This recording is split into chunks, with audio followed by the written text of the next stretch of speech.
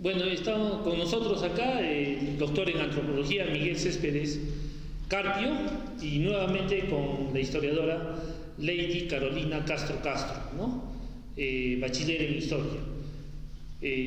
Profesor Céspedes, ¿no? Estamos entrando ahora para entender, tocamos con la señorita Lady acerca de el término cacique y curaca. Cacique me parece que viene más del lado caribe, que ya por el uso de los españoles también se usa acá, ¿no? Ahora, habían algunos términos de si se podría llamar beneficios para este tipo de castas, ¿no? Las élites. Bien, efectivamente, el término cacique es un término general que incluso que proviene de Asia. El problema está en que los españoles vienen con una visión tratando en lo posible de minimizar la cultura indígena americana, es que ellos imponen sus ideas o reinterpretan las cosas según su propia percepción. Claro. Y entonces incluso las denominaciones de los jefes de cada etnia, porque era variado, o sea, en realidad sabemos que era pues un territorio multicultural, multiétnico. Así es, y cada quien tenía su propia denominación en su propio lenguaje. Uh-huh. Lo que hacen los españoles y lo que nos han heredado es que nos dejan el término en general de curaca, por decir, ¿no? Pero en realidad cada denominación en cada etnia era diferente, distinta, y eso a veces se ha ido perdiendo con el tiempo. Sabemos que eran los grandes señores, también viene la idea de que para los españoles son como pequeños reyesuelos, según su esquema que traen de Europa, claro. Pero en realidad aquí es totalmente diferente, ¿no? Sí, eso teníamos que entenderlo porque la conquista de América se hace a unos meses nomás, ¿no, Lady? De votar a los moros de la península ibérica, ¿no? Así es. Y ellos vienen con una cultura también de igual manera heredada de diferentes fuentes, pero esa percepción con la que nos leen nuestra realidad es totalmente distinta a la que realmente existía en América.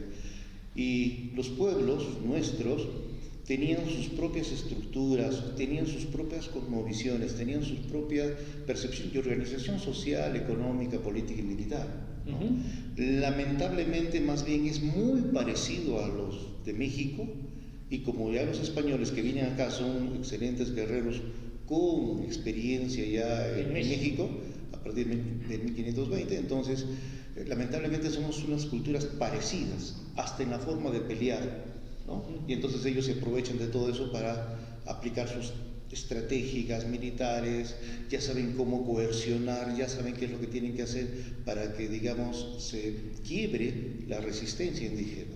Y es por eso que vamos a encontrar que no hay mejor que enemigo de un peruano que otro peruano, y eso es lo que se aprovechan los españoles al rivalizar desde un inicio a etnias y las confrontan entre ellos. Etnias que eran interculturales, ¿no? Así es, y ellos la dirigen simplemente, pero la masa de los hombres, el grueso del ejército, es eminentemente peruano. Uh-huh. Y es ahí donde viene todo este proceso y ese descalabro que luego también se va a volver a repetir durante la colonia. Lady, tenía sobre los privilegios que tenían, ¿no?, estas castas. Claro, yo sigo pensando, ¿no?, que los españoles vienen y utilizan todo el sistema que tiene el Imperio Inca y la convulsión que también existía en ese entonces, ¿no?, con los chancas y todo eso, y más que todo utilizan la estrategia de llevar el mismo sistema cambiándole de nombres, ¿no?, como por ejemplo estábamos hablando de caciques o curacas, ¿no?, e implementar su plan de conquista, porque al final los españoles no eliminan a todos los incas, no eliminan a la población existente acá, sino que los utilizan y de esa manera llevan la conquista, ¿no? Uh-huh. Los privilegios que tenían los nobles incas, ¿no?, normalmente se dice que la historia tradicional muestra de que los incas fueron sometidos, y eso no es del todo cierto.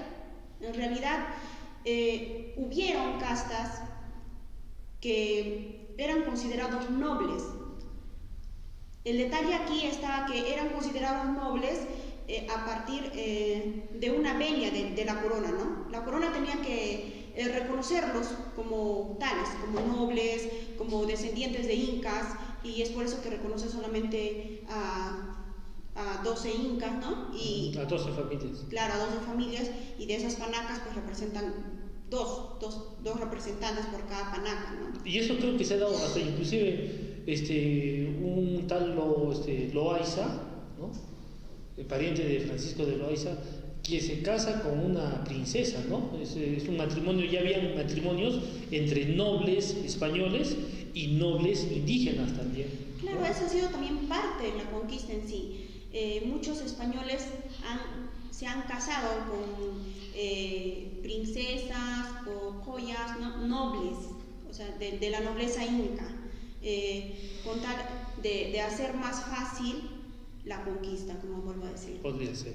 Sí, quisiera agregar allí, es cierto que no pensemos que es una dominación al 100% por parte de los españoles con la masa indígena, no, seleccionan, saben a quién presionar y a quién no, a quién extorsionar y a quién no.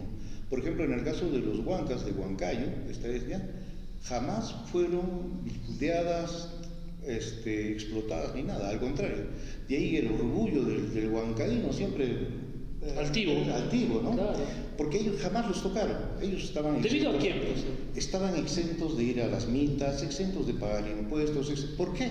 Porque era el ejército que siempre estaba a la orden del español. Si les decían vayan, maten a los musulmanes, ellos iban y lo hacían, ¿no?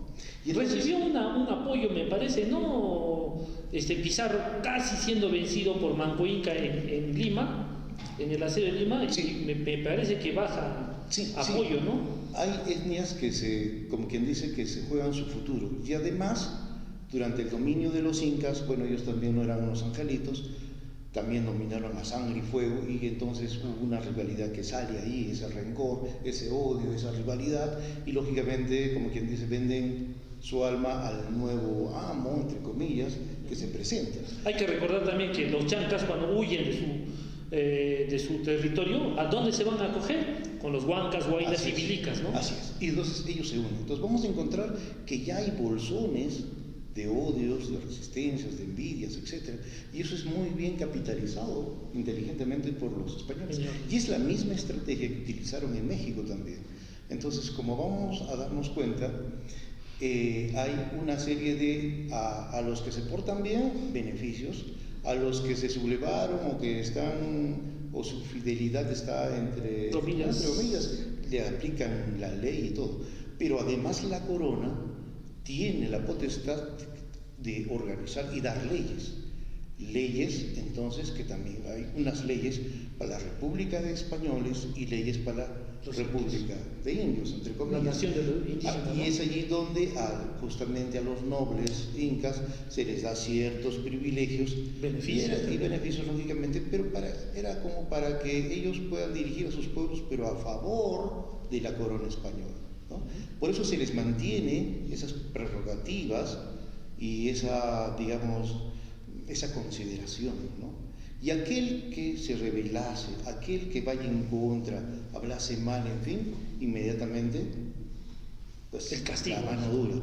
Pero no quedaba ahí, la iglesia también jugaba un rol muy importante a través de una especie de servicio de inteligencia que tenía, a través de los sacerdotes, de las confesiones, los jesuitas, que se manejaban muy bien para saber quiénes estaban complotando en contra del orden de la corona o aquellos que estaban a favor o en contra. Claro. Y entonces vamos a encontrar que si empezamos un poco a reconstruir ese pasado, vamos a ver algunos detalles que de repente ahora se nos han pasado por alto, pero es bien interesante que los hombres y las mujeres de la época, como quien dice, se juegan sus pasiones, ¿no? Sí. El hecho de simplemente pensar subversivamente en contra del orden podía significar no solamente la muerte de ellos, la muerte de sus familiares, el que les quiten sus tierras, de su ganadito. De su generación que venía, ¿no? Sí, entonces era pues prácticamente caer en desgracia, o sea, no solamente es me sublevo y muero por mi ideal, no, también es arrastrabas a toda la familia. Arrastraba a toda la familia y la corona se encargaba sistemáticamente de eliminar. justamente de eliminar. Por eso es que es dura cada sublevación que hay y las consecuencias de esos actos son realmente muy crueles, muy sangrientos. Reprimidos, ¿no? Sí, sí, incluso las torturas son inimaginables, en donde la población pues cae en esa situación. Gracias.